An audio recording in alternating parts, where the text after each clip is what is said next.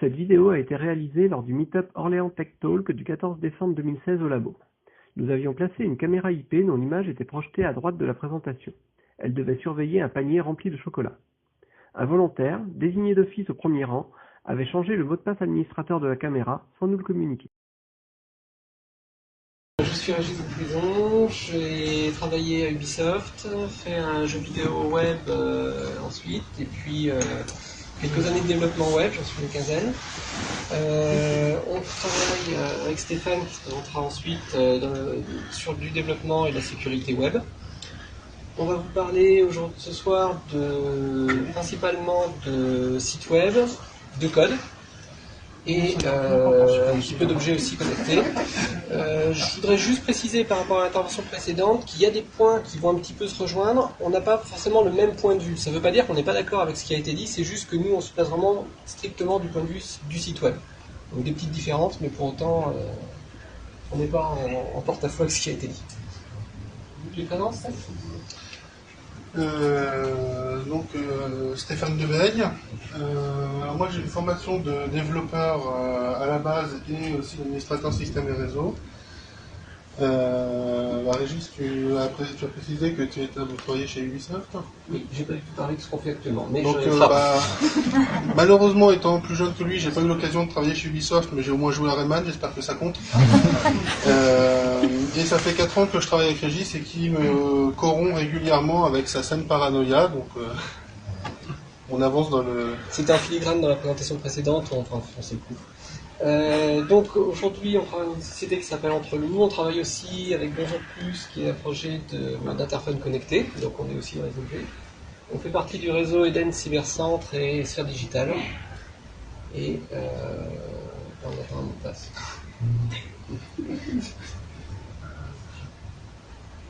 Faut quand même s'en souvenir pour le taper une deuxième fois.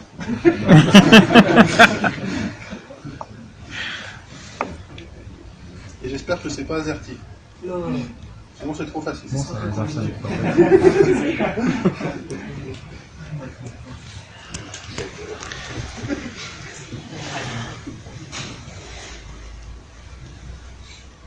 Alors, il ne faut pas rigoler des 4-0. Je l'ai croisé pour de vrai sur la bande d'un hôtel. C'était la Banque de France comme ça, c'est bon, il est sur la carte de 3, 4, 5, 6. C'est pas, mais je veux bien croire. Pratique qui est tombé dessus par hasard. Alors 2, 3, 4, 5, 6, c'est dans le top 10 des mots de passe les plus utilisés au monde. En petite histoire, on a de 1, 2, 3, 4, 1, 2, 3, 4, 5, 6, 8, 9. Toutes les variantes sont dans le top 10. Rassurez-vous, il n'y a pas souvent des QWERTY aussi. Admin ? Et le mot de passe.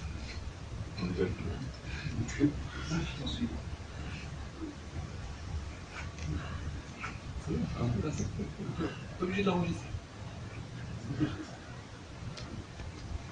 Ok. Alors, ouais. T'aurais pas oublié ton buzzer. Alors, le principe. Si on dit des gros mots et que on les explique pas, alors des gros mots, des trucs compliqués, hein, il est autorisé à nous opposer. Et vous êtes autorisé à lui signaler par tout objet volant non identifié que vous avez envie de... Alors, donc, sur la caméra, on va parler du web. Allez, pas.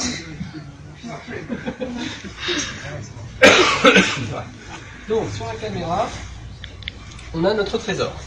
Donc, vous pouvez imaginer que c'est des documents ultra secrets, que vous êtes dans une entreprise, que vous avez sécurisé votre local avec une caméra. Donc, ça veut dire qu'on ne tend pas la main vers le panier parce que ça se voit. Bien, sur ce, on commence. Merci de votre patience. Alors, nous avons parlé de pilule rouge dans l'intitulé.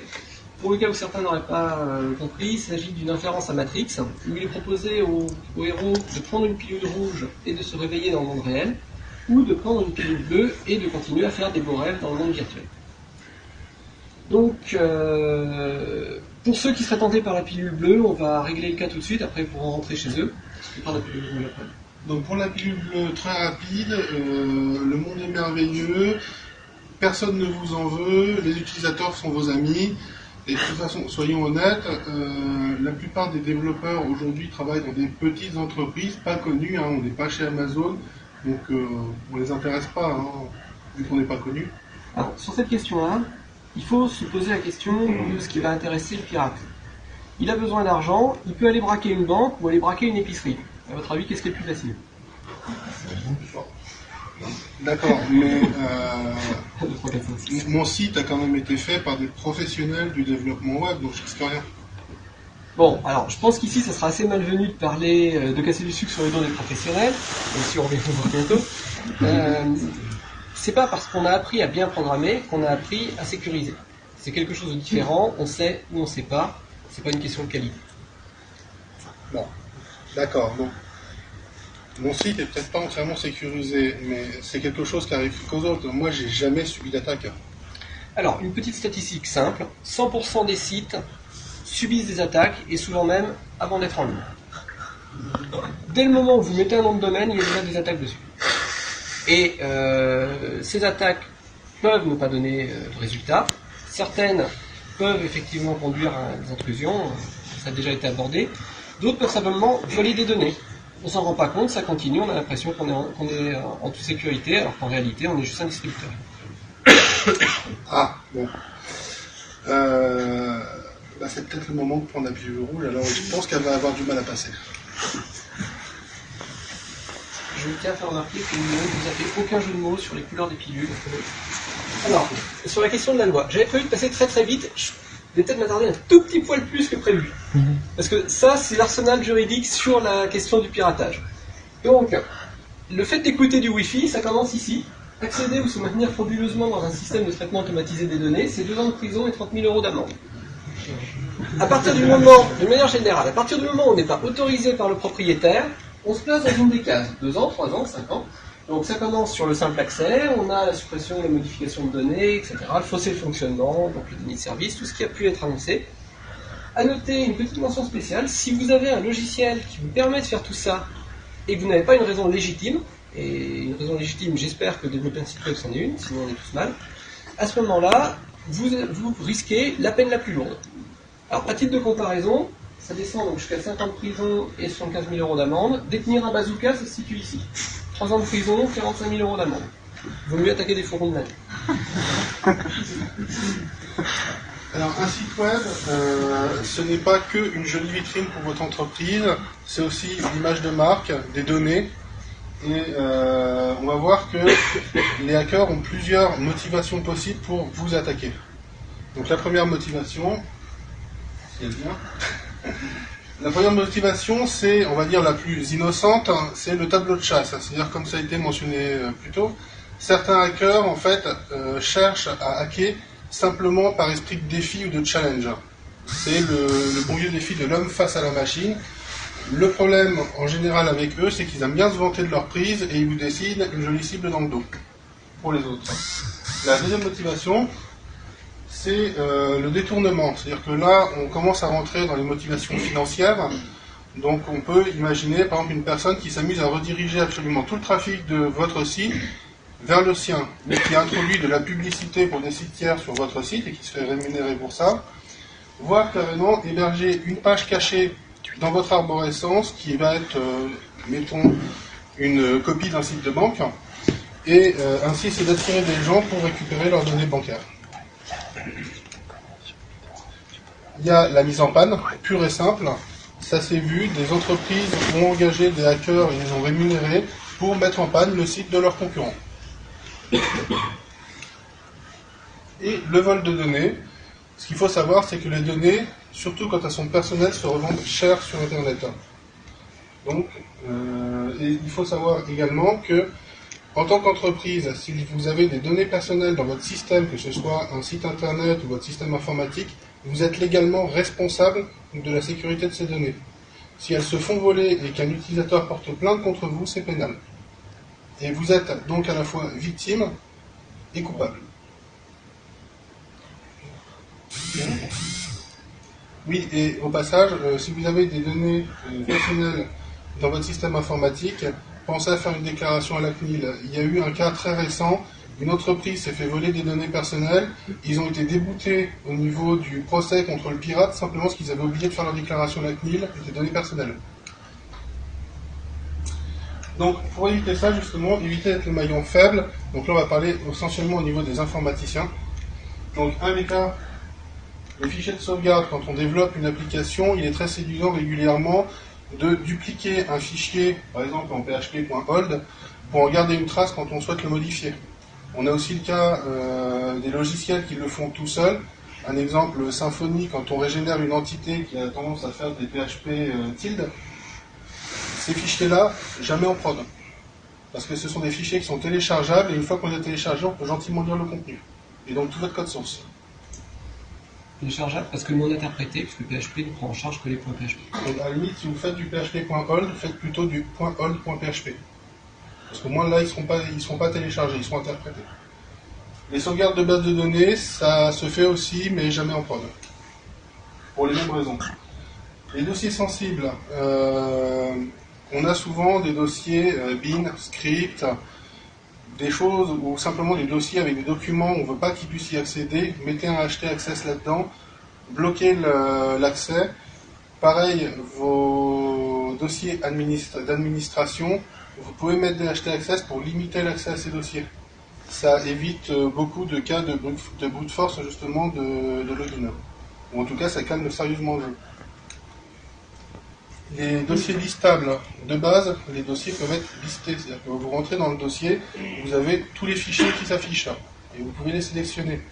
Ça se compte très facilement soit par une configuration serveur, c'est-à-dire que vous empêchez le listing des dossiers, ou alors vous mettez juste un fichier index.html, blanc, vide, et vos dossiers ne sont plus listables. Et les fichiers robot.txt sont une véritable source d'information. C'est-à-dire que, par exemple, si vous avez fait l'effort de nommer votre dossier d'administration avec un nom complexe pour pas qu'il soit trouvé, si vous le mettez dans le robot.txt pour éviter son référencement par Google, vous pouvez vous dire que vous venez de vendre la mèche. Moi, quand je fais un audit de sécurité, la première chose que je vais voir, c'est celui-là. Et j'ai, en général, gentiment les personnes qui me donnent toute leur arborescence dans le robot.txt. En particulier celles qui ne veulent pas montrer. Surtout celles qui ne veulent pas montrer. Donc on va passer à une partie un peu plus technique. Alors on va parler un peu d'injection, parce qu'on nous a fait venir pour parler code. Alors, l'injection, c'est utiliser un moyen innocent en envoyant des données qui ne sont pas celles attendues pour obtenir un comportement qui n'est pas non plus celui qui est prévu. Donc, je vais vous donner quelques exemples. Je ne vais pas vous parler de politiciens, je ne vais pas vous parler de publicité. Je vais vous proposer de faire ça en live. Je vais utiliser un canal simple, celui qui me permet de vous transmettre de la connaissance, et je vais vous parler de votre respiration. Jusqu'à maintenant, tous les gens ici, vous l'espérez en tout cas, sont en train de respirer. Et respirent depuis le début de la présentation. Mais ça, ils l'ont fait de manière automatique, sans y penser. Là, maintenant que j'en parle, vous inspirez, vous expirez, vous avez pensé à votre respiration, vous êtes donc passé en mode manuel. J'ai induit un comportement sur votre respiration en utilisant un canal qui initialement servait à vous communiquer de l'information. On va faire exactement ça en informatique. Le but du jeu, ça va être de contourner des logins, d'extraire des données, d'en supprimer, d'en ajouter, de se donner des droits qui ne sont pas les nôtres. Un peu de code. Quand on parle d'injection, on pense à l'injection SQL.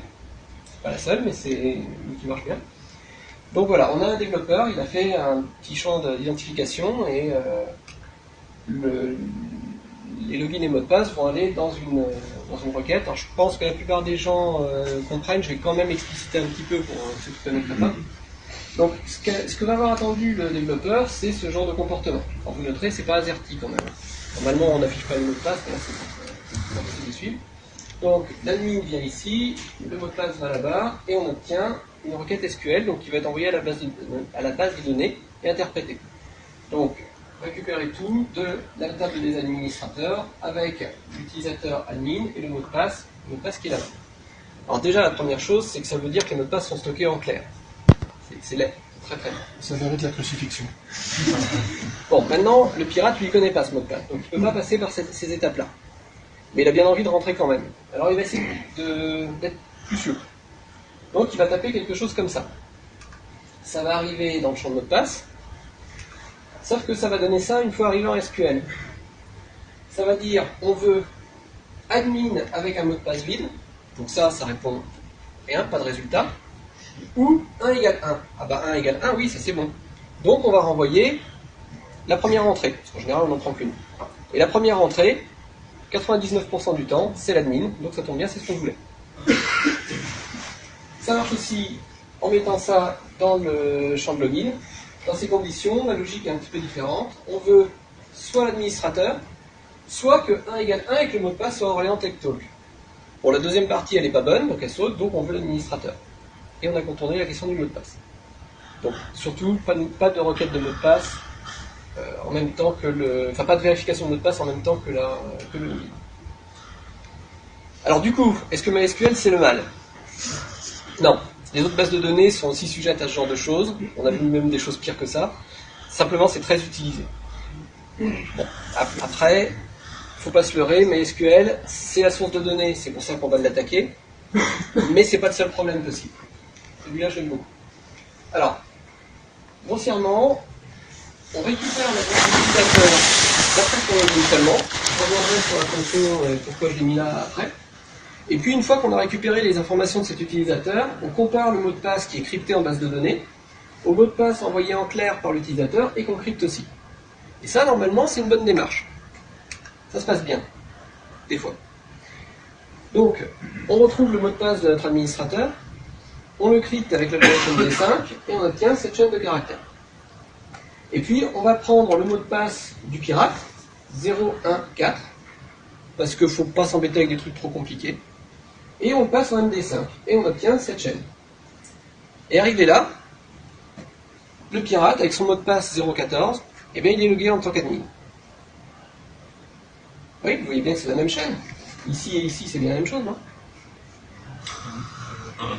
Non, on est d'accord.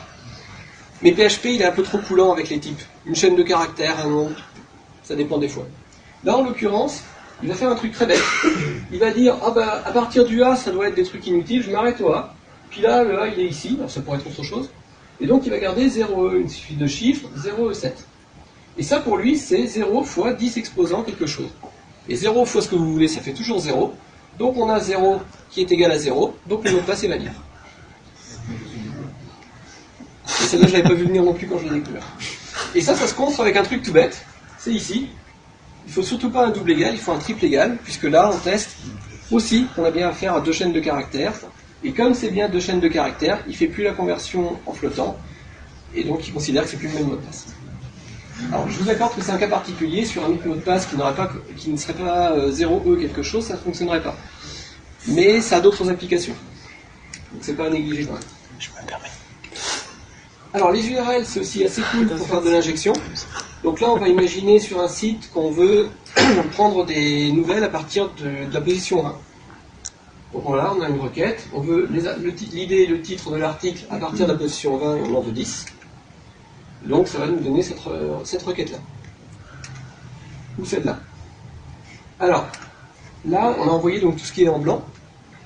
Concrètement, si on découpe en petits morceaux, on a une première partie où on demande 0 élément, donc ça fait rien, et on ajoute une nouvelle requête qui récupère là le nom de la base de données, mais pourra récupérer n'importe quoi d'autre. Et puis derrière, on a mis un commentaire, dièse, tiré, tiré, ça dépend des cas, et du coup on évacue la fin, tout ce qui peut nous gêner dans la requête. On se place au milieu, on évacue la fin. Et donc, cette requête va tout simplement nous afficher le nom de la base de données, là où on attendait un titre, sur une liste d'articles. Alors, je vous dis le nom de la base de données, mais ça marche avec la liste des tables, ça marche avec la liste des champs des tables, ça marche avec le contenu. Par ce moyen-là, on peut extraire l'intégralité de la base de données, et en plus, il y a des outils automatisés pour ça. Donc, avec une petite erreur comme ça dans un site, une simple petite erreur, on peut sortir tout le contenu de la base de données. Alors, là, on l'affiche. Donc, on pourrait se dire, si c'est un endroit où on n'affiche pas d'informations, on est tranquille. Alors, en fait, non, parce que les injections SQL, on peut aller un petit peu plus loin.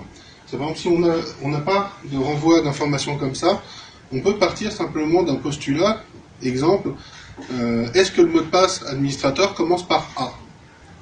Et ce qu'on va faire dans la requête, c'est qu'on va l'écrire d'une façon qui fait que si effectivement le mot de passe administrateur commence par A, on n'aura pas d'erreur SQL. Par contre, si le mot de passe commence par autre chose que A, on va déclencher une erreur, et à ce moment-là, on n'a plus qu'à tester est-ce qu'on a une erreur SQL ou pas dans la page. Oui. Et à partir de là, on teste caractère par caractère, jusqu'à trouver le mot de passe complet. Oui, mais à ce moment-là, on s'arrange pour ne pas afficher le message d'erreur. On est tranquille. Toujours pas, parce que, toujours sur notre postulat, on peut aussi tout simplement utiliser une fonction MySQL merveilleuse qui est sleep. C'est-à-dire qu'on part du principe, toujours sous notre postulat, est-ce que le mot de passe commence par A? Si oui, renvoie-moi les informations immédiatement. Sinon, attends 2 secondes avant de me renvoyer les informations et on n'a plus qu'à tester combien de temps le site met à répondre. Et là, on ressort une fois de plus le tout caractère par caractère. Donc, on a parlé des injections SQL. On ne peut pas injecter que les bases de données, on peut aussi injecter du code. Donc là, on va voir ce qui est CSRF pour Cross-Site Request Forgery et XSS pour Cross-Site Scripting. Donc, un cas pratique pour le CSRF, pour commencer. Vous êtes utilisateur d'un forum, et dans ce forum, il y a un autre utilisateur qui vous tape sérieusement sur les nerfs. Et vous aimeriez bien supprimer son compte, mais vous êtes utilisateur, vous n'avez pas les droits. Par contre, vous connaissez quelqu'un qui les a, c'est l'admin. Et l'admin, c'est quand même sympa, sur son site, il a un petit formulaire de contact. Formulaire de contact que lui va pouvoir consulter les messages en page web. Très pratique, donc on va lui envoyer un joli petit message. Salut, super ton site, ça coûte rien d'être gentil. Et on va lui rajouter aussi une petite image. Donc, largeur et hauteur 1 pixel, parce qu'il ne faudrait pas qu'elle se voit quand même. Et vous noterez l'URL, qui est en fait l'URL permettant de supprimer un utilisateur. Qu'est-ce que va faire le navigateur web de l'administrateur à ce moment-là, quand il va charger le message? Il va essayer d'aller récupérer l'image, il va faire une requête sur cette URL. Sauf que l'administrateur, il est logué en tant qu'administrateur, donc ça c'est valide. Et l'utilisateur, il va juste être supprimé. Sans que l'administrateur sache ce qu'il a fait.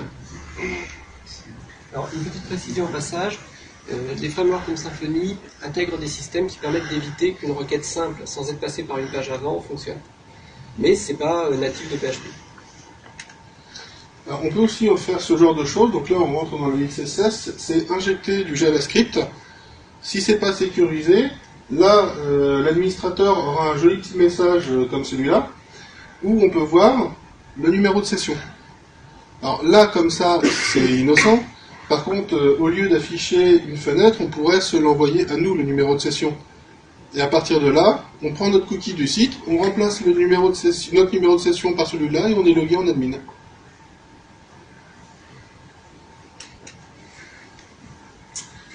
Alors, jusque-là, le code qu'on vous a montré, c'est des codes qu'on fait souvent à la main. Aujourd'hui, les gens utilisent beaucoup plus les frameworks parce que ça permet de développer plus rapidement les applications. Donc on va voir les avantages et inconvénients des frameworks du point de vue sécurité, uniquement. Donc, premier avantage, la meilleure gestion de la base de données. Aujourd'hui, vous faites du Symfony, il y a assez peu de chances que vous tapiez une seule ligne de SQL, et ça, c'est plutôt bien. Ça évite bien des problèmes. Ça pousse au respect des bonnes pratiques, tout ce qui est convention de nommage, convention d'écriture du code, etc. Ça vous permet d'avoir un code qui est lisible, qui est facile à comprendre, facile à débugger, et vous permet ainsi de voir beaucoup plus facilement les endroits à risque et les corriger plus rapidement.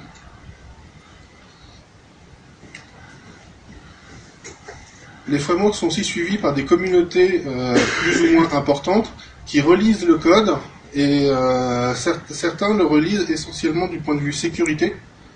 Et donc vous avez un code qui est régulièrement mis à jour, il faut penser à faire ces mises à jour, on ne leur dira jamais assez, et ainsi avoir quand même une sécurité assez importante au niveau du framework.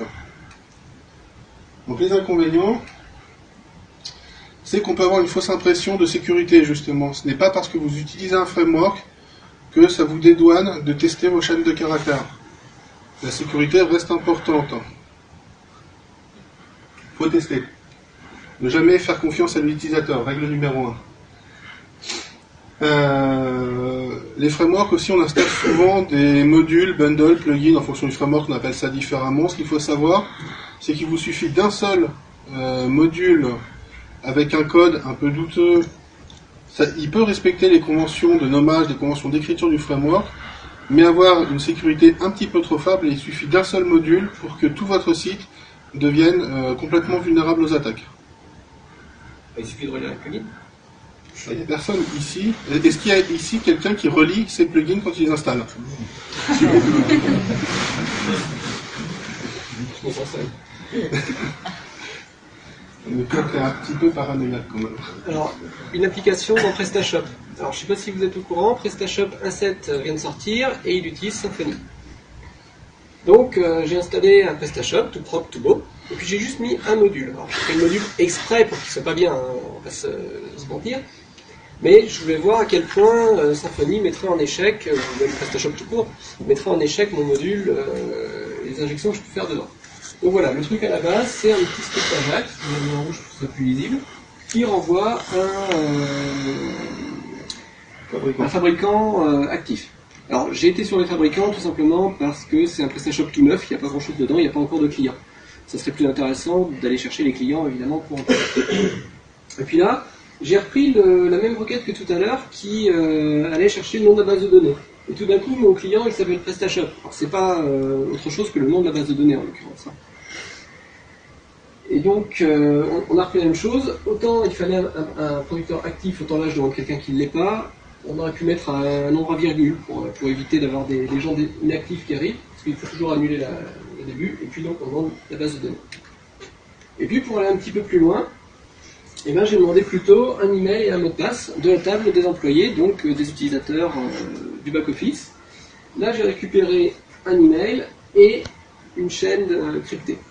Alors, en l'occurrence, c'est crypté en bcrypt, c'est-à-dire que ça se casse pas comme ça, mais il reste toujours le brute force si le mot de passe est mauvais. Le meilleur cryptage du monde ne protégera pas un mot de passe adapté.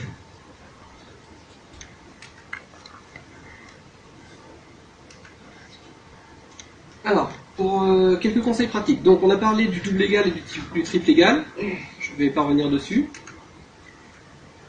Il faut toujours vérifier les données qui viennent des clients. Ce sont vos ennemis. Ne croyez pas qu'ils sont gentils.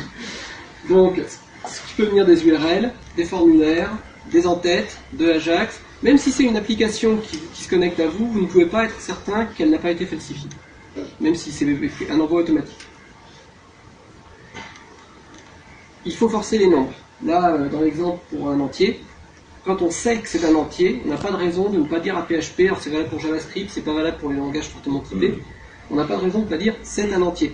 Si jamais après le nombre, il vient toute une chaîne, elle va être automatiquement enlevée, on a évacué le problème. Au niveau des chaînes de caractères, je vous avais dit que j'y reviendrai, moi j'aime bien utiliser la fonction HTML Entities, par contre il faut bien utiliser le NT quotes à la fin. Ça va remplacer les guillemets par des symboles, et donc par un code. Et donc, on ne pourra plus fermer les guillemets pour pouvoir injecter du SQL en dehors de la chaîne de caractères. C'est pas une règle absolue, mais ça évite beaucoup de problèmes. Pour les problèmes de messages piégés, il y a une fonction qui s'appelle strip tags, qui permet d'enlever toutes les balises HTML à l'exception d'une liste blanche, là, le gras et l'italique.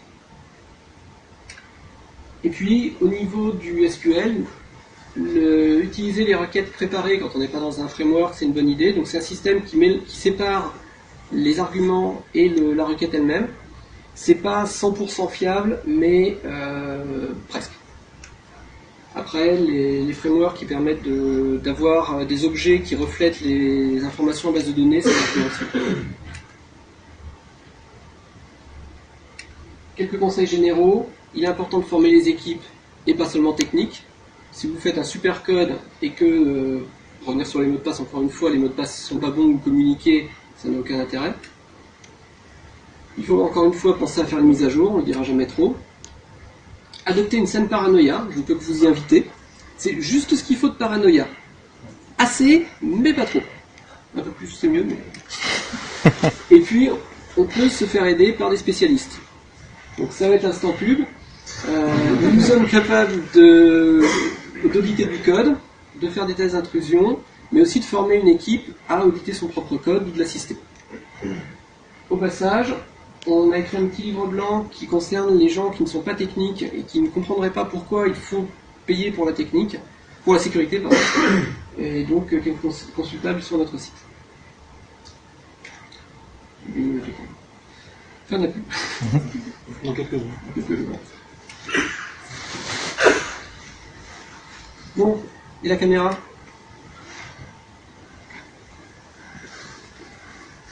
Ouais, elle filme toujours. On va bien taper dedans. Pour l'instant, ça se règle assez rapidement. Je veux dire, c'est une caméra de sécurité. Ouais. Ça se pirate donc en appuyant juste sur un bouton, c'est ça? Non, je sais pas, essaye.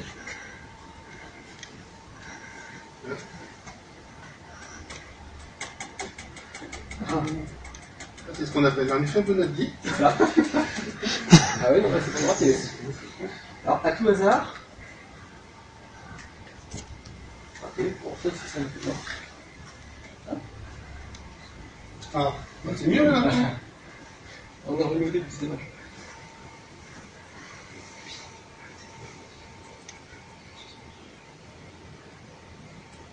Ah, oui. Donc, On disait en appuyant sur un bouton. faites donc passer.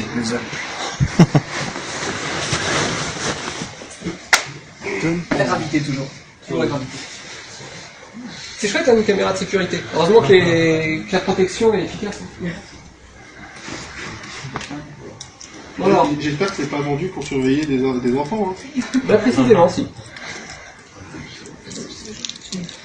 Donc c'est une caméra qui, il faut bien l'admettre, est un petit peu ancienne aujourd'hui, qui était vendue justement pour protéger chez soi, surveiller ses enfants. Donc qu'est-ce qui s'est passé concrètement? Alors concrètement, là elle aurait été neuve, on aurait eu le même résultat. Concrètement, ce qui s'est passé, c'est que les développeurs ont eu besoin d'accéder à certaines informations des caméras pour le SAV. Ils ont donc tout naturellement installé une backdoor, une porte dérobée. Sauf que une caméra, ça se met à jour des fois.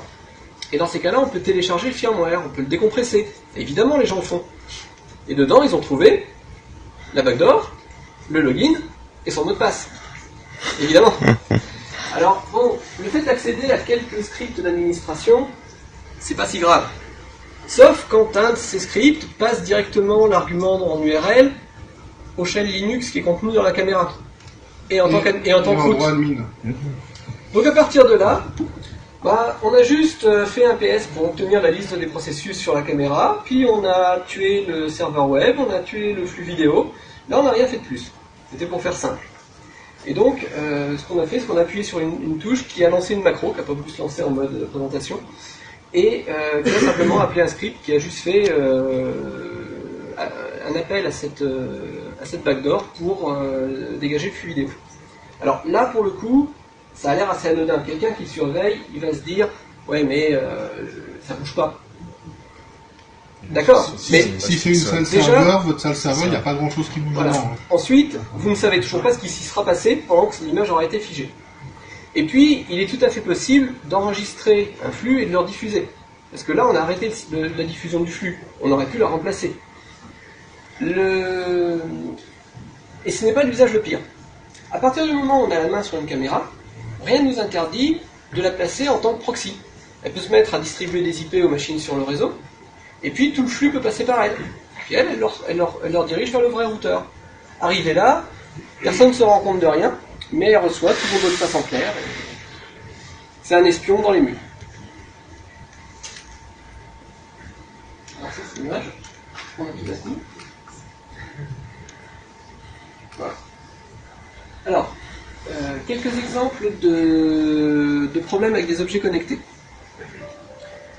En septembre, cette année, vous avez peut-être entendu parler, OVH a été attaqué. Ça a été une attaque d'une ampleur sans précédent. Plus de 150 000 caméras ont été mises à contribution pour 1,5 Tera de débit, ce qui est juste colossal. Donc en l'occurrence, ce qu'il faut se dire, c'est que là, ma caméra, elle n'est pas à jour. Si je la mettais à jour, ça corrigerait sûrement le problème. Mais d'une, il faut que la mise à jour soit dispo. De deux, le lien qu'il propose sur le site envoie sur une 404. Bon, on peut la retrouver ailleurs, la mise à jour, quand même. De trois, il faut que les gens pensent à le faire. Quand vous savez qu'il y a des milliers de caméras de par le monde qui n'ont même pas de mot de passe, et qui sont accessibles librement sur Internet, Ou qui ont les logins et mots de passe par défaut de la caméra. et entre parenthèses, un certain nombre d'entre elles sont Wi-Fi, et on peut récupérer donc le code Wi-Fi du lieu qu'elles filment, en plus de regarder les gens qui y sont tranquillement. On peut imaginer que c'est quand même une manne pour des attaques massives, qui est quand même bienvenue pour ces gens-là. Alors là aussi, on n'est pas face à quelqu'un d'ici qui s'amuse, on est face à des gens qui sont organisés. Le même mois, un chercheur a testé 16 serrures connectées. Donc là encore, on est quand même sur quelque chose d'assez critique, on parle d'ouvrir la porte de la maison ou de l'entreprise. Sur les 16 testés, 12 étaient faciles à ouvrir simplement en écoutant le réseau Bluetooth. Mot de passe en clair, enfin des joyeusetés en On ne parlera pas des mots de passe hardcodés dans l'application cliente, sur le smartphone, facilement décompilables, en clair. Et les entreprises contactées ont globalement pas répondu, genre 2 au total. Il y a un peu plus longtemps, mais ça a été renouvelé plusieurs fois, il y a des voitures qui se sont fait pirater. Donc démarrage, prise de contrôle électronique, on arrête le moteur, on met l'autoradio, on ouvre les VAR, on ouvre les vitres, enfin tout ce qu'on veut. Plus c'est électronique, plus c'est pilotable au smartphone, et moins l'utilisateur réel de la voiture est celui qui a le plus de contrôle. Un cas extrêmement récent, puisque ça date d'il y a un mois ou 2 maximum. 2 chercheurs en sécurité ont réussi à voler une Tesla simplement en piratant l'appli smartphone. Donc Tesla, ça fait toujours plaisir de payer une voiture $80 000 pour se la faire voler juste parce que l'appli smartphone n'est pas sécurisée.